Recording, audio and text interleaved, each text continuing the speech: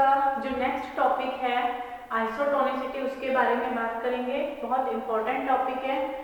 पहले भी आप लोगों ने बायो स्टूडेंट्स ने स्पेशली ये पढ़ा होगा जियोलॉजी की क्लासेस में या जियोलॉजी के लेक्चर्स में। आइसोटोनिसिटी, हाइपरटोनिसिटी, हाइपरटोनिक सॉल्यूशन क्या होते हैं। आइसोटोनिसिटी बहुत इंटरेस्टिंग टॉपिक भी है और बहुत इंपॉर्टेंट टॉपिक भी है आपके सिलेबस के। What is isotonicity? आइसोटोनिसिटी को डिस्कस करने से पहले मैं कुछ टर्म्स आपके साथ शेयर करूंगी, क्योंकि अगर वो टर्म्स आपको क्लियर होंगी तभी आप इस टॉपिक को आगे समझ पाओगे। आप लोगों ने टर्म पढ़ी होगी डिफ्यूजन, डिफ्यूजन और ऑस्मोसिस। डिफ्यूजन और नहीं है ये, एंड ऑस्मोसिस। और उसका तो मतलब कि सेम टर्म्स हो गई ना, नहीं, डिफ्यूजन और एंड ऑस्मोसिस। अब डिफ्यूजन क्या है और ऑस्मोसिस क्या है? अगर हमारे पास दो सॉल्यूशंस हैं, सपोज इस तरह से एक कंटेनर है। अगर हमारे पास दो सॉल्यूशंस हैं,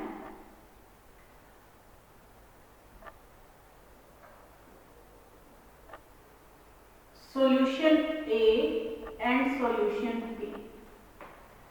If solution A have no solute, इसके अंदर कोई भी सोल्यूट नहीं है, या मैं कहूं कि इसमें सिंपल वाटर है, और सॉल्यूशन B है कोई भी, सपोज सॉल्टेड सॉल्यूशन है, शुगर सॉल्यूशन है, या कोई भी सॉल्यूशन, तो इसमें क्या होगा? और ये हमने दोनों सॉल्यूशंस यहाँ सेमी परमिएबल मेम्ब्रेन से सेपरेट किए हुए हैं। This is the semi permeable membrane. ये यहाँ पोर्स दिख रहे हैं सेमी परमिएबल मेम्ब्रेन के। This is semi permeable membrane. Semi permeable membrane क्या होती है? एक तो होती है परमिएबल मेम्ब्रेन और एक होती है semi permeable membrane. Permeable membrane तो वो होती है जिसमें से सोल्यूट, सॉल्वेंट सभी पार्टिकल्स पास आउट कर सकते हैं according to the concentration gradient. और सेमी परमिएबल मेम्ब्रेन वो मेम्ब्रेन होती है जिसमें से सेलेक्टिव मॉलिक्यूल्स ही पास आउट करेंगे। अब अगर इन दोनों सॉल्यूशंस को मैंने सेमी परमिएबल मेम्ब्रेन से सेपरेट आउट किया हुआ है, एक तरफ आपके पास कोई सॉल्यूट नहीं है, दूसरी तरफ आपके पास सॉल्टेड सॉल्यूशन है, कोई भी कंसंट्रेशन का, 1%, 2%, 10%, 50%, कोई भी कंसंट्रेशन का, तो इसके अंदर जो सॉल्वेंट मॉलिक्यूल्स हैं या वाटर मॉलिक्यूल्स हैं, they will pass from this direction to this direction. Clear है? इस प्रोसेस को हम बोलते हैं डिफ्यूजन। इस प्रोसेस को हम बोलते हैं डिफ्यूजन। बट अगर हमने उस केस में सेमी परमिएबल मेम्ब्रेन यूज की हुई है, उसको हम बोलते हैं ऑस्मोसिस। ऑस्मोसिस के केस में हम हमेशा सेमी परमिएबल मेम्ब्रेन ही यूज करते हैं।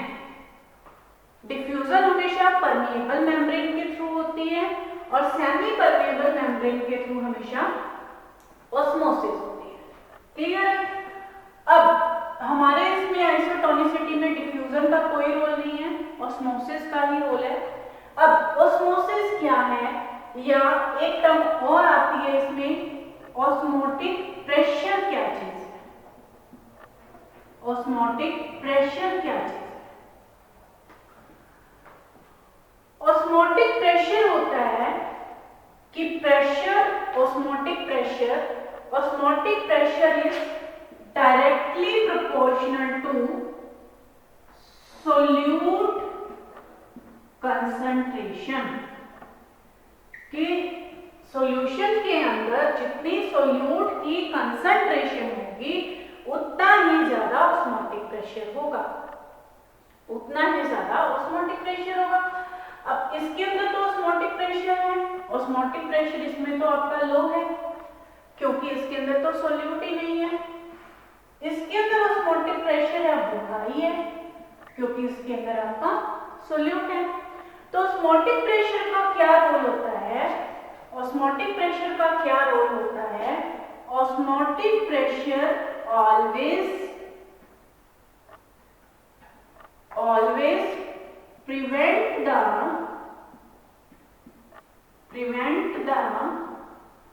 movement of या flow of solvent molecules, movement of solvent molecules from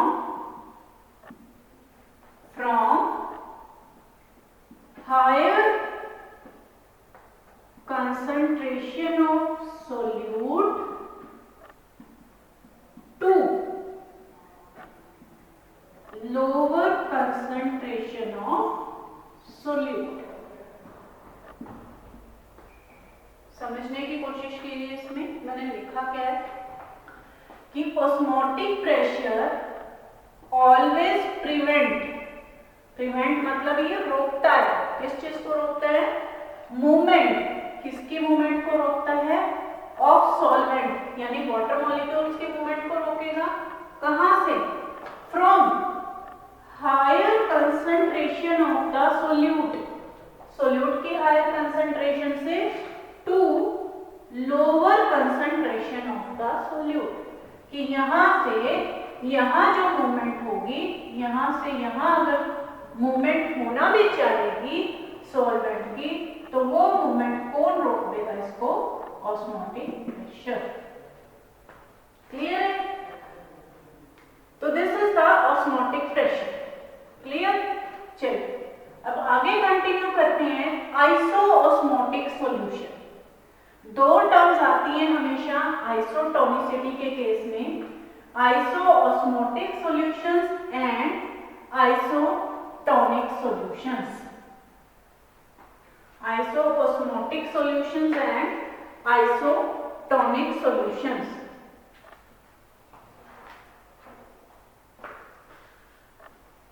Isoosmotic solutions क्या होते हैं? Isoosmotic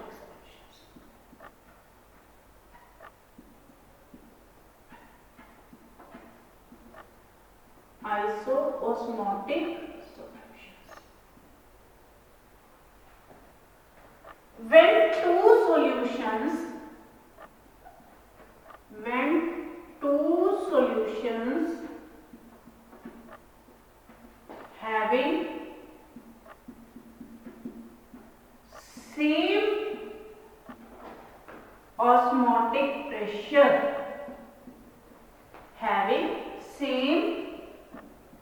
osmotic pressure or same concentration of solute and separated by semi-permeable membrane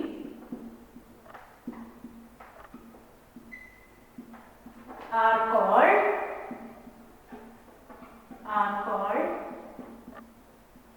iso-osmotic solution. Clear है समझ? कि कोई भी दो सॉल्यूशंस, ये दो सॉल्यूशंस थे आपके पास, सॉल्यूशन ए था, सॉल्यूशन बी था, हैविंग सेम ऑस्मोटिक प्रेशर, दोनों तरफ या सेम कंसंट्रेशन ऑफ सोल्यूट। ये भी 5% सॉल्यूशन है, ये भी 5% सॉल्यूशन है, या ये भी 1% सोडियम क्लोराइड सॉल्यूशन है, ये भी 1% सोडियम क्लोराइड सॉल्यूशन है, तो ऑस्मोटिक प्रेशर भी सेम होगा।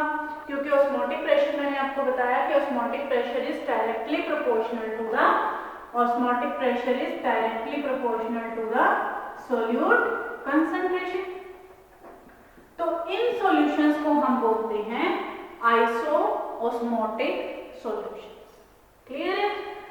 नेक्स्ट टर्म है आइसोटोनिक सॉल्यूशंस।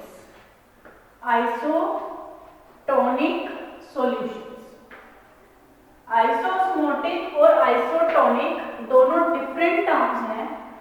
इन्हें कभी भी कंफ्यूज नहीं करना कि आइसोटोनिक क्या है और आइसोऑस्मोटिक क्या है।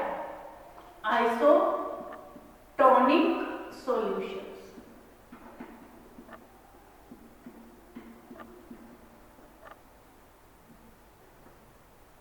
आइसोटोनिक सॉल्यूशंस में क्या होता है, when two solutions, isotonic solutions, थोड़ा गंदा लग रहा है sorry,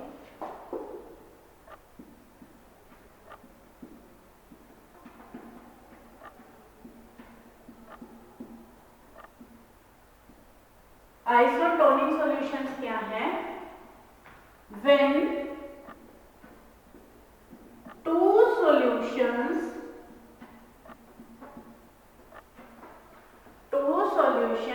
having same osmotic pressure or same concentration of solute and same concentration of solute and separated by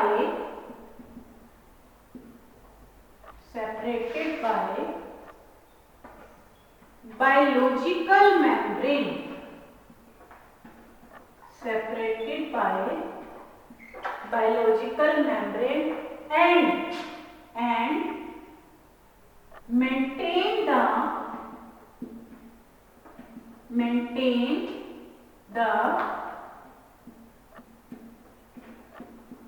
tonicity of cell, tonicity of cell. Isotonic solution क्या है,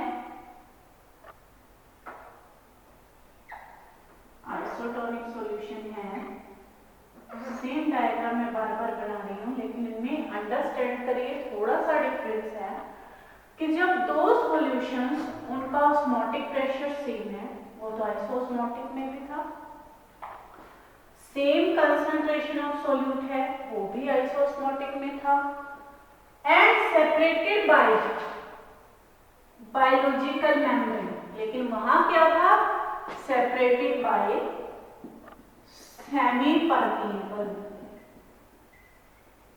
तो आप कहेंगे कि बायोलॉजिकल मेम्ब्रेन भी तो सेमी परमिएबल होती है, बिल्कुल होती है। जो प्लाज्मा मेम्ब्रेन है, जो सेल मेम्ब्रेन है, वो भी सेमी परमिएबल है। लेकिन जो आइसोटोनिक सॉल्यूशंस हैं, इसको हम कंपेयर करते हैं हमारे इंटरनल बॉडी फ्लूइड से, हमारे प्लाज्मा से, हमारे जो सेल्स के बीच में इंटरस्टिशियल फ्लूइड समझते हैं, जैसे ये एक सेल पड़ा हुआ है, ये एक सेल पड़ा हुआ है, ये एक सेल पड़ा हुआ है, इन सेल्स के बीच में जो स्पेस है, ये कोई एक दूसरे से बिल्कुल जुड़े तो नहीं हुए सेल, ये जो फ्लूइड है, इनके बीच में फ्लूइड है, उसको बोलते हैं इंटरस्टिशियल फ्लूइड। तो जब ये बायोलॉजिकल मेम्ब्रेन से सेपरेट होके उनकी जो कंसंट्रेशन है वो हमारे बॉडी फ्लूइड की सेम कंसंट्रेशन होती है और उसको हम बोलते हैं isotonic solution. And maintain the tonicity of cell, tonicity का क्या मतलब है कि सेल की शेप मेंटेन करने में हेल्प करते हैं। सेल की जो शेप है, अगर सेल कोई 1 माइक्रोन मीटर का है तो वो 1 माइक्रोन मीटर का है, सेल कोई 10 नैनोमीटर का है तो वो 10 नैनोमीटर का है, ना वो श्रिंक हो ना वो सेल स्वेल हो, उसको हम बोलते हैं आइसोटोनिक सॉल्यूशन। तो इन दोनों टर्म से एक बड़ी इंपॉर्टेंट टर्म जो निकल के आती है आइसोटोनिक और आइसोऑस्मोटिक सॉल्यूशन से, वो टर्म क्या है, that is all iso-osmotic, that is main जो इंपॉर्टेंट टर्म है, इसको आप नोट कर लीजिए, ये बहुत बार इसका क्वेश्चन भी आता है कि all isotonic solutions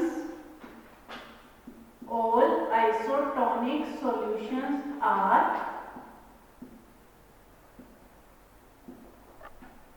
आइसोओस्मोटिक, but all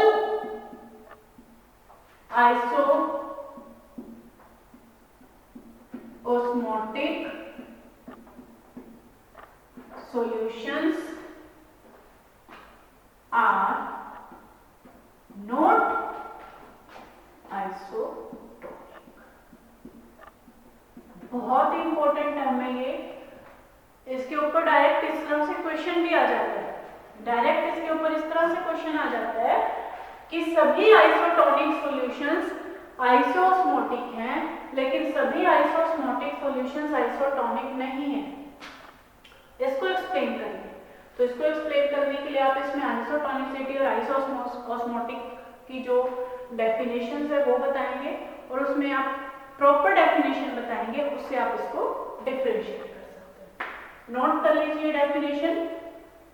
चलिए अब नेक्स्ट जो टर्म्स हैं जो आइसोटोनिक सॉल्यूशंस के लिए, मतलब जो टोनिसिटी के लिए जो मेनली इसमें कवर होती हैं, तीन इंपॉर्टेंट टर्म्स हैं। On the base of isotonicity, isotonicity के बेस पे जो कोई भी अगर हमारे पास सॉल्यूशन होता है, उस सॉल्यूशन को हम तीन तरह से क्लासिफाई कर सकते हैं। Hyper tonic solution, hypertonic solution, second one is hypertonic solution, second one is hypotonic solution, hypotonic solution,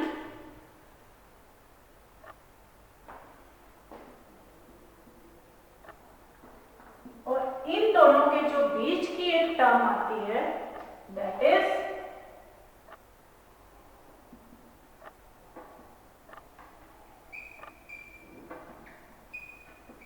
isotonic.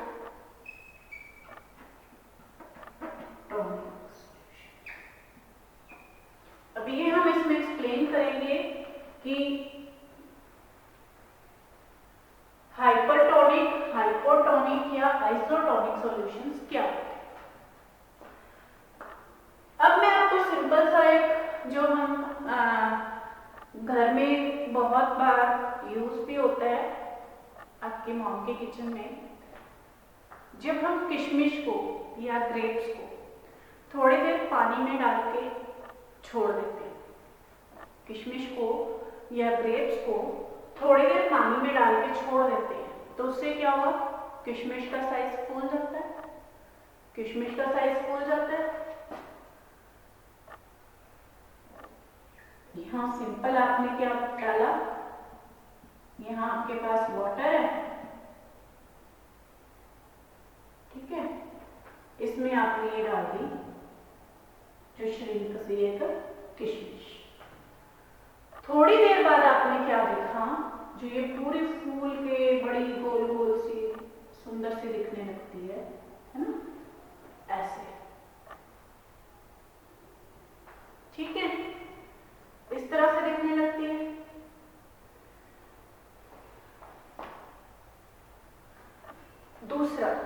दूसरा एग्जांपल है कि सेम अगर मैं